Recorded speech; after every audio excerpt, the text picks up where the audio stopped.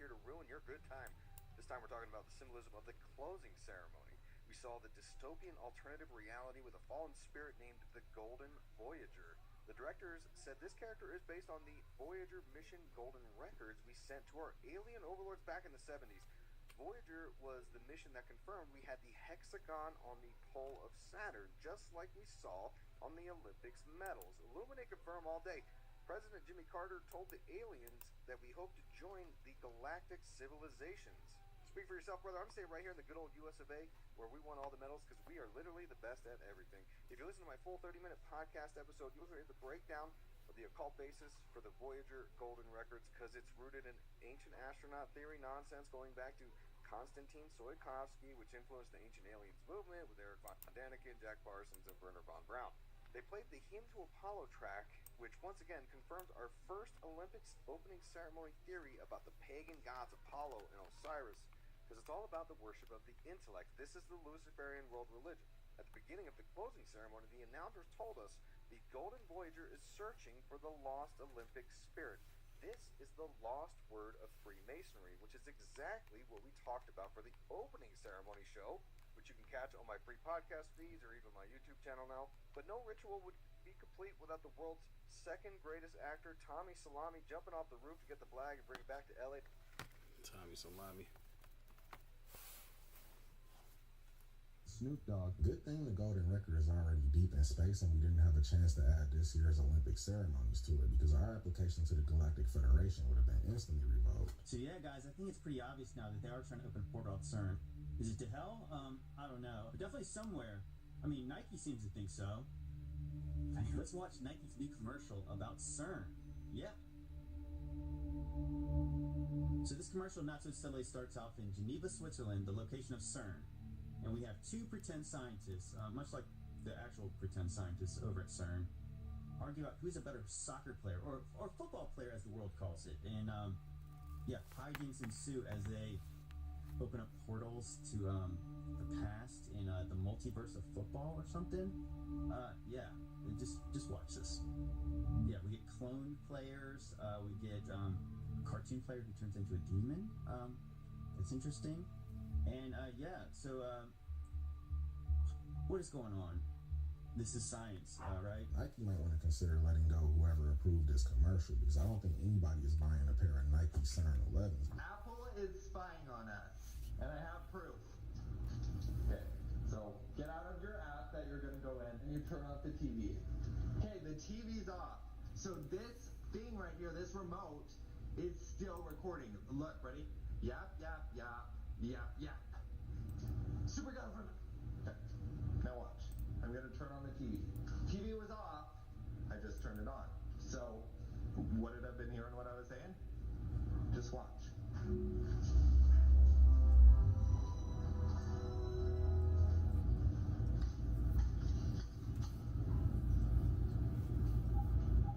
I click search. Okay, ready? Watch.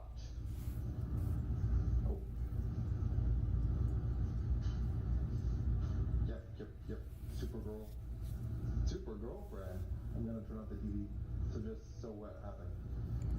We are being spied on. If you have this in your house, you have a parasite in your house. Who knows who Apple's selling our late night Yap sessions to? At this point, cable TV seems like a much better option to have on any of your streaming devices.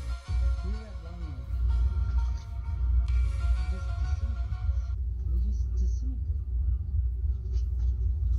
Look, there's another long one right there. They disintegrate. Oh, look at this long one. What is that?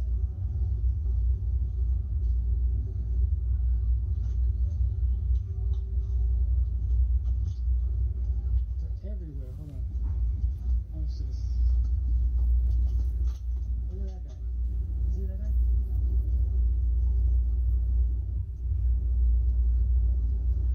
What are these?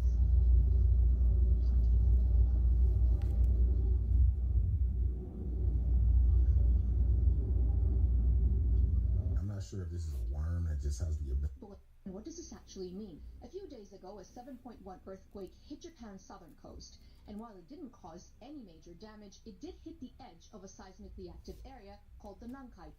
Man, I'm in Buffalo, New York, man. We just had a tornado.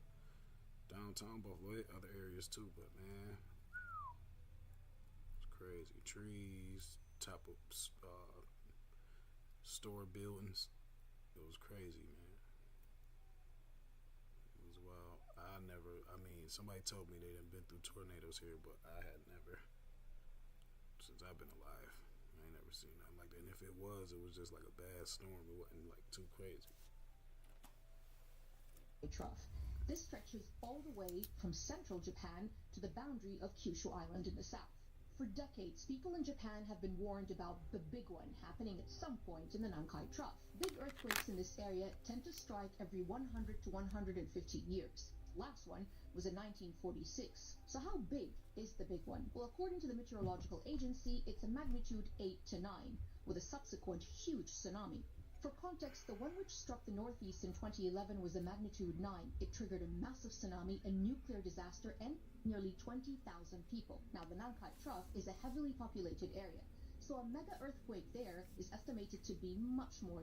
While officials have said there's a higher chance than usual, Man, people, got to know. Like, ain't no joke. This is like having the feds. From Senate, been warned about the big one. This is like having the feds in your living room. Look at this. Look at that long one. I don't know if y'all know this or not, but FEMA bases their scale off of Waffle House. If there is a hurricane or what have you, say Miami's store, the one closest to Miami, is open, but Fort Lauderdale closes. Well then, FEMA knows it's bad in Fort Lauderdale, but it's not so bad close to Miami. So they run off the scale of Waffle House. That shouldn't be that way. If there's a severe storm, hurricane, tornadoes, we need to be at home with our families and make sure we're taking care of them and make sure they're protected. We don't need to be trying to serve waffles and eggs to people. Yeah. Y'all want that? Come down from corporate and do it. Let us assist our families. Please tell me there's a more scientific method to determine this besides the Waffle House Index. If not, then Godspeed. Have you ever heard of the GATE program? No. Program that was started way long ago back in the 80s. It was this program that was put into schools, and schools would pick out certain kids. It seemed kind of random, and they would just do certain testing and reading and stuff like that. It's just kind of a cool system, right? The problem with this program is that they're funded and created by the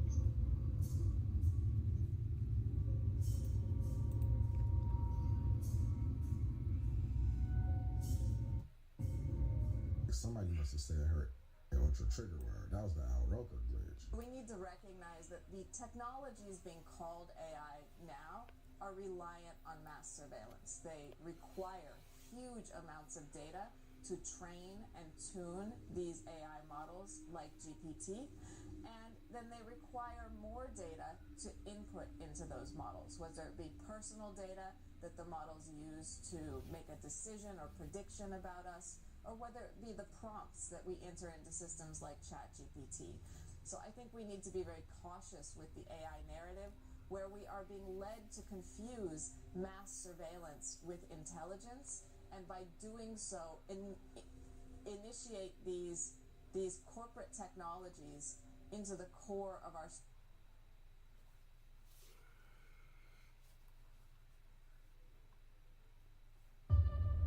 My name is name's Lucy, and I have to figure out her name. Sorry, do we know each other? Don't think so. Social and governmental institutions. If at all, they're training their AI from. What was this? What the is this? Right? It's got like little wings or whatever. I saw it. I thought it was like a flower petal, but clearly it's not. What is it? I don't think praying mantis.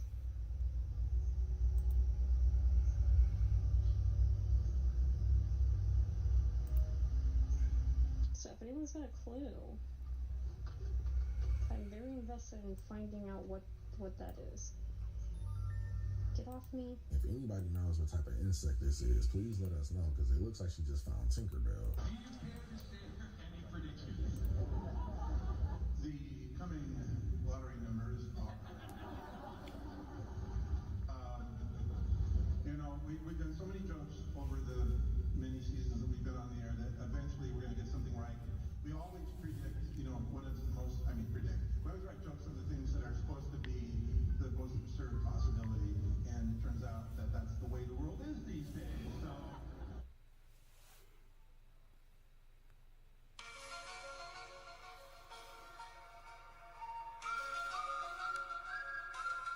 Man, these folks be lying, man.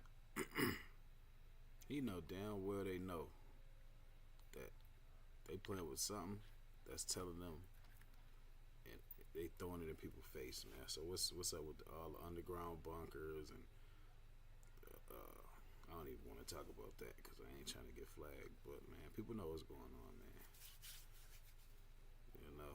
Unidentified. You know what I'm saying? So it's crazy, man. Everything seems to come true, but no, it's not intentional. And what can I say? Don't stop writing mean stuff about me on Twitter, okay? Him saying that they always predict was a Freudian slip. Now I believe the conspiracy even more. Man, what is that?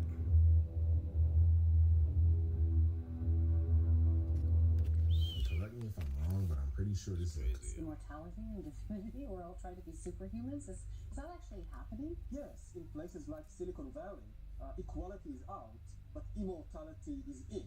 Everybody's talking about immortality. Google has just established 2 or 3 years ago a sub-company called Calico, whose stated aim is to solve the problem of... We've solved search, now we'll solve... And they are not the only ones. And basically they are saying is not some metaphysical phenomenon. We don't have to wait for the second coming of Christ in order to solve it. A couple of geeks in a laboratory can do it. Are they doing it? Yeah, they are investing billions in that. Not only them, but all over the world. Basically, there are 3 ways. You can use biological engineering to change the human body to speed up natural selection. You can use cyborg engineering, which is combining organic with inorganic parts. And you can create completely inorganic life forms. It will be not only the greatest revolution in history, it will be the greatest revolution in biology ever. Will we still be human? Not in the sense that we understand humanity today. With the current state of the world right now, immortality sounds like a... That on every grave of the Knights Templars in Europe is the skull and bones. Did you know that when the Templars were destroyed by the Pope and the King of France, the entire fleet escaped and became the pirates? Didn't you ever wonder why the pirates were called the Brotherhood? Didn't you ever wonder why they could all sail into the same port and never fight against each other? Didn't you ever wonder where the Templars' fleet went? Didn't you ever wonder where the skull and crossbones came from? Hey, man, I got a question, right?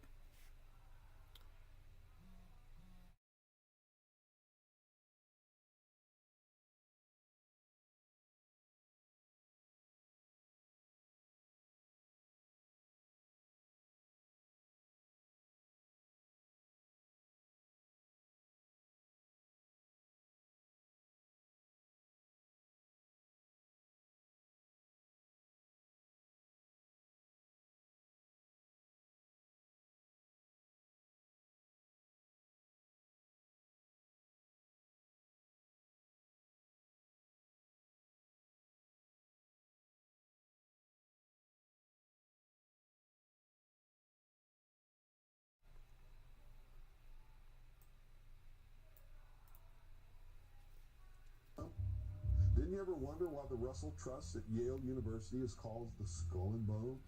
George Bush is a member. He's a Knights Templar. And many other great men who have occupied high positions of this government. Their goal is revenge for the persecution of men of intellect and science throughout the Middle and Dark Ages by the church, by the kings and queens, by the governments, and by the ignorant mob. That's why they want to destroy all existing governments, destroy all existing religions, and put the shackles on the mob. I can actually see this one because just like the Knights Templar, we know pirates love to steal treasure or oil in the case of G.W. Bush, so it makes sense. What is that? What is that? It just came out of that bug that I just... what is that? Yeah, I would say it's a parasite looking for a new host. I would be spraying raid instead of filming. Was there an Egyptian civilization in the United States? This is Monk's Mound, found in Collinsville, Illinois. Its base is about the size of the Great Pyramid of Giza, and it is many times larger than the Pyramid of the Sun in Mexico. If we look at a map of the Mississippi River, we can see many cities named after mounds, and many cities named after Egyptian cities like Cairo in Illinois and Memphis in Tennessee. There are mounds absolutely everywhere along the Mississippi River, going all the way down to Mexico. Back in the 1800s, there was also rumors of an Egyptian find in the Grand Canyon. There was official newspaper articles that said they found gold artifacts and mummies. The mound builders of the Mississippi also... And just to clear the air on the Isis temple, or the Isis pyramid, found in the Grand Canyon, along with the Buddha and Shiva temple, or pyramid. Here are a couple images of things found underneath these ancient pyramids. These images are available online, and they're called the Kincaid's Cave, named after the man that discovered them. I know I'm celebrating Thanksgiving this year a little bit differently. This looks a lot like Egypt. Here in America, you might say? Yes, here in America, ancient Egyptian tombs. Thousands of them. But that's not all. My home, my rules. My internet, now that too. Introducing... A great Buddhist statue was also discovered. And this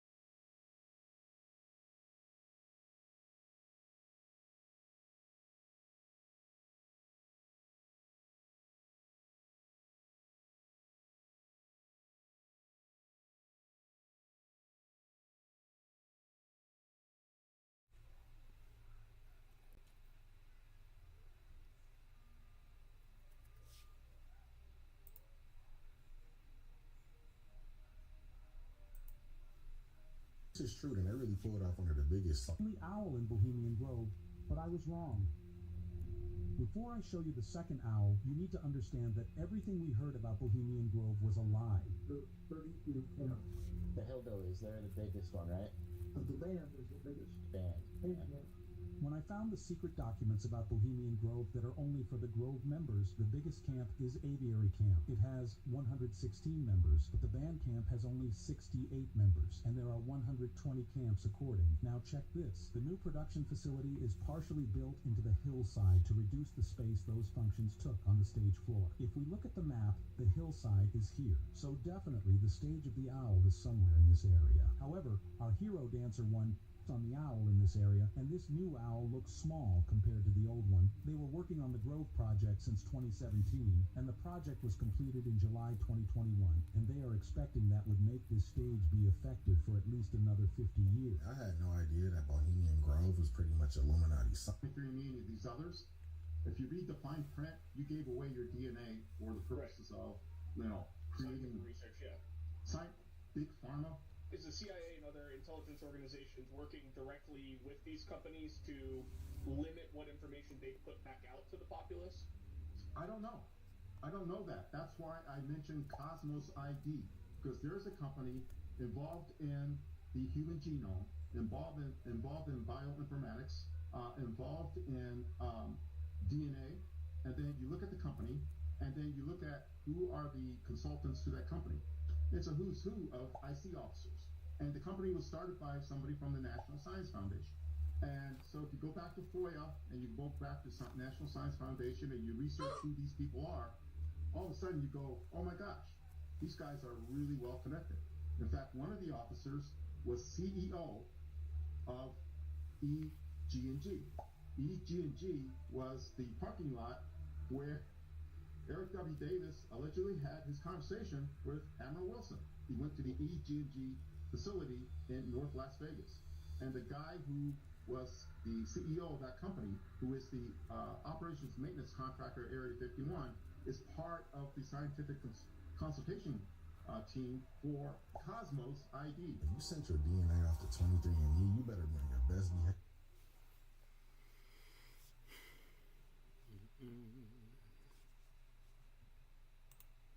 Well, y'all, that was just a little quick one. I'm trying to test back out my little OBS skills or whatever. But man, this was another view. This is another new view of a new for the YouTube. Make sure you like, comment, share, and subscribe. Hit that bell twice for post notifications. That's awesome.